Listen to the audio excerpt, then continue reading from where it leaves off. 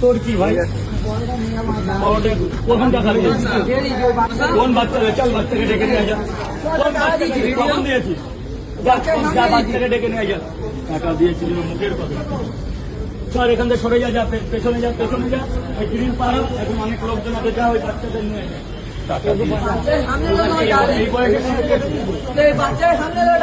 যা বাচ্চাদের ডেকে নিয়ে বললাম তাদের ডেকে নিয়ে যা এখান থেকে চলে যা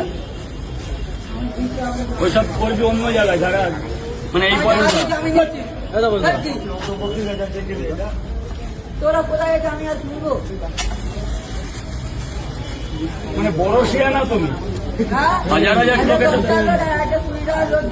কি করছি এইটুখানি ছেলে বা শিখে গেছে চল ওটা